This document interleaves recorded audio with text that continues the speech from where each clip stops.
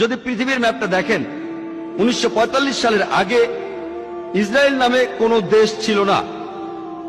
Israel দেশটাই ছিল না। এই ইহুদি দলগুলি, এই দলগুলিকে সন্ত্রাসী বলে ডাকতো ব্রিটিশরা। তারা একটা ইহুদি রাষ্ট্রের জন্য লড়ছিল।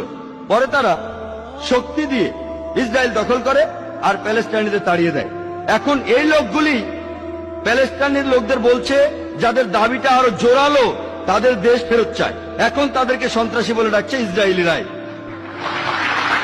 চিন্তা করেন, হিটলার 60 লক্ষ ইহুদি মেরেছিলেন। তিনি ইহুদিদের বের করে দিয়েছিলেন। তারা প্যালেস্টাইনে যাবে কেন? প্যালেস্টাইনিরা তাদের জ্ঞাতি ভাইদের আমন্ত্রণ জানিয়েছিল। তারা যদি কোনো দেশ চায় তাহলে জার্মানিতে ফিরে যাওয়া উচিত, ইউরোপে যাওয়া উচিত। চিন্তা করেন, প্যালেস্টাইনিরা তাদের স্বাগতম জানিয়েছিল। ধরেন আপনার বাসায় একজন মেহমান আসলো, অচেনা সেই লোককে আপনি বাসায় থাকতে দিলেন, আর কিছুদিন পর সে আপনাকে বাসা থেকে বের করে দিল। আপনি দরজার সামনে বলতে থাকলেন, আমার ঘর ফেরত চাই, ফেরত দেন। লোকে আপনাকে বলবে সন্ত্রাসী।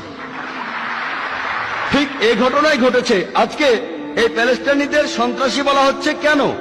তারা তাদের দেশ ফেরত চায়।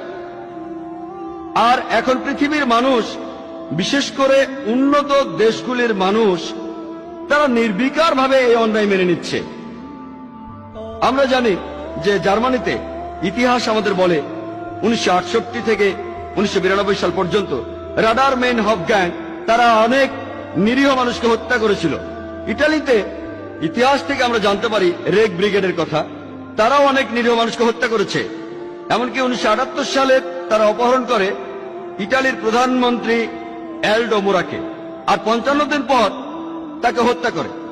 আরো যদি দেখেন এরকম দল, এরকম